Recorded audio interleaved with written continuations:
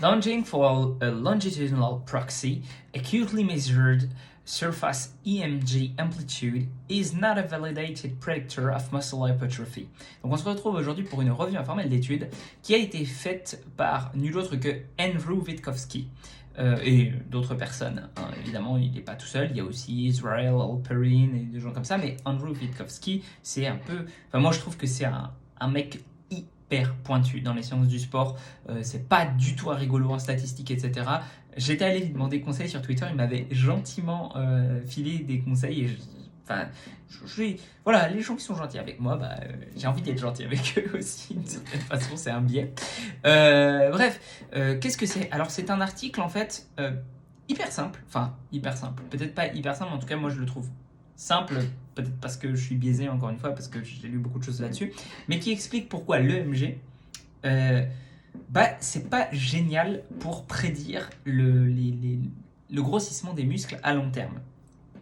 Et je le trouve hyper bien parce qu'en fait, tu as plein de personnes qui ne captent pas ça. Alors, c'est quoi l'EMG? L'EMG, ce sont des capteurs que tu places à des endroits, voilà, et qui, en fait, arrivent à sentir s'il y a une activité électrique. Voilà.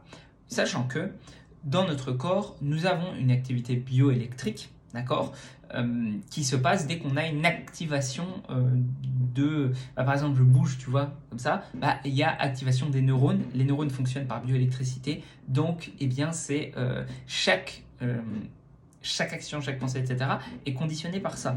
Donc, plus ou moins d'activité EMG va pouvoir déterminer certaines choses, tout simplement. Et normalement, on les place, donc du coup, l'EMG, on appelle ça électromyographie, électro-électrique, myo, muscle, graphie, pouvoir le mettre sur un graphe, enfin pouvoir le dessiner, quantifier. Et donc l'électromyographie, on le place sur des muscles et on regarde comment il s'active. Est-ce qu'il s'active plus, est-ce qu'il s'active moins?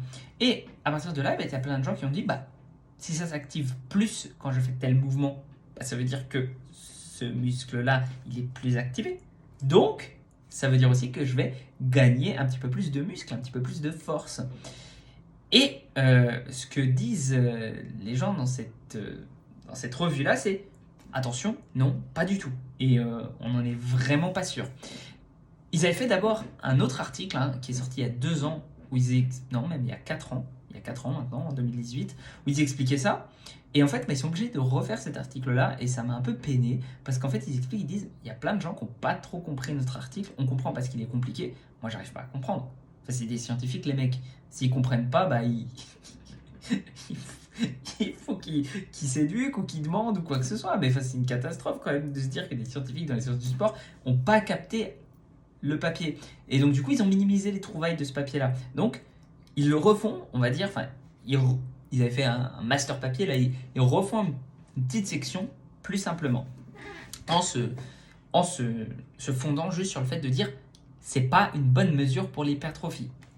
Donc, qu'est-ce qui se passe? Alors, j'ai souligné, surligné plutôt des choses parce que c'est un peu complexe et puis en plus c'est intéressant d'avoir la traduction de ces petits passages-là parce que, comment dire, l'important de ce papier-là, c'est la nuance. Voilà.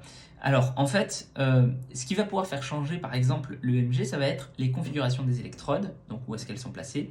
Là, je fais de la traduction à la volée.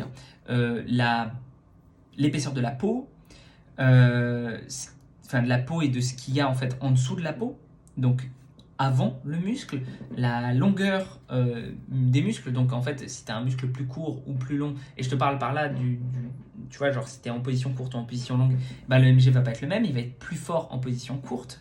Le mode de contraction, en concentrique ce sera plus fort qu'en excentrique, et ça va tout biaiser en fait, l'électromyogramme. Soit en résultant soit en une sous-représentation, soit une sur-représentation du signal électrique. Voilà, donc ça c'est important. Tac. Ouais, ça peut fonctionner en revanche si jamais. Enfin, on peut avoir de meilleurs indices dans des conditions isométriques. Là, ouais. Là, ça peut valoir le cas. mais seulement si c'est pas fatigant, si c'est pas ultra fatigant, parce que sinon, c'est pas ouf. Tac, tac, tac. Les... Tac, tac, tac, tac, tac. Ouais, alors maintenant ils disent en plus que la deuxième petit truc, ils disent que le changement, en gros, la MPS, la Muscle Protein Synthesis, est pas nécessaire. En tout cas, la mesure de MPS n'est pas un bon indicateur de l'hypertrophie à long terme. Donc c'est pourquoi ils disent ça. La MPS, c'est quoi? C'est la synthèse protéine musculaire, donc tu la mesures pas du tout avec l'EMG, mais ils disent ça pour dire, en fait, on a des trucs où on se dit, ouais, ça se corrèle super bien. On pourrait se dire, par exemple, la synthèse de protéines musculaires, donc le fait de synthétiser de nouvelles protéines à l'intérieur des muscles, ça devrait indiquer qu'on grossit plus. Donc un exercice qui nous fait faire plus de MPS, ça nous fait faire plus de grossissement. Et non, c'est pas nécessairement le cas, et ça, je l'avais fait d'ailleurs dans une autre revue informelle d'études. Donc à partir de là, on peut se dire, peut-être que des mesures qui nous semblent super logiques, en fait, ça fonctionne pas si bien que ça. Et ils ont raison là-dessus. Donc en fait, ils veulent faire un parallèle avec le MG, basiquement.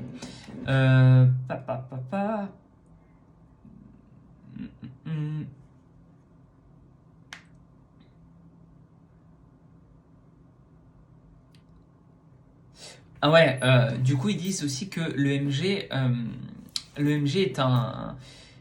On pourrait se dire, il n'y a pas du tout d'activation MG quand on fait des squats sur les ischios. Et les ischios, ils grossissent pas, donc c'est bien. Et en fait, ce qu'ils disent, c'est pas le MG qui nous l'a démontré. Ce sont des considérations biomécaniques. Où on se dit, oui, sinon les ischios, en fait, ils feraient un mouvement contraire au squat, donc on peut pas les activer. Et ensuite, on les confirme avec de l'EMG. Mais c'est pas l'EMG en lui-même qui nous a démontré ça. Donc on peut pas se fier à l'EMG. En plus, on sait que si on prend une charge relativement faible et qu'on va jusqu'à l'échec musculaire, et on prend une charge relativement lourde et on va jusqu'à l'échec musculaire aussi, on aura des résultats similaires en hypertrophie. Parce que toutes les fibres auront été activées tour à tour sur l'exercice à de faibles charges, alors que ça aurait été activé en même temps sur l'exercice à des grosses charges. Sauf que l'EMG, du coup, elle reflète, elle est beaucoup plus forte, elle est vraiment beaucoup plus forte quand on est sur de la charge plus importante, et elle est beaucoup plus faible quand on est sur des charges moins importantes. Et donc si on se fie juste à l'EMG, on pourrait se dire, c'est moins bien d'avoir des charges moins importantes. Or, sur le terrain, ça se retrouve pas.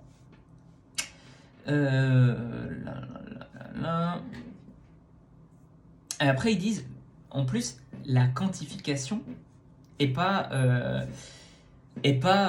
hyper précise. Genre, avoir 10% d'activation en EMG en plus, comment ça va se quantifier en 10% d'hypertrophie en plus? Ça semble pas du tout être le cas.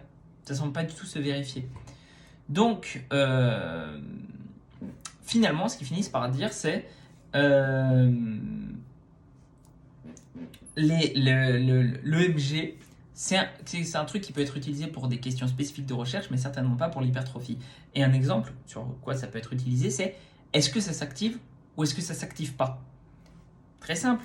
Imaginons que je lance une balle, je peux voir les muscles actifs ou non. D'accord? À quel moment les muscles s'activent? Mais c'est tout. Je ne peux pas dire, là, il y a eu beaucoup plus d'activation de ça, donc ce muscle-là va plus grossir, s'hypertrophier ou faire de la force, etc. C'est pas comme ça que ça marche. Donc voilà. Et puis, juste, je préciserai quand même quelque chose par rapport à ça.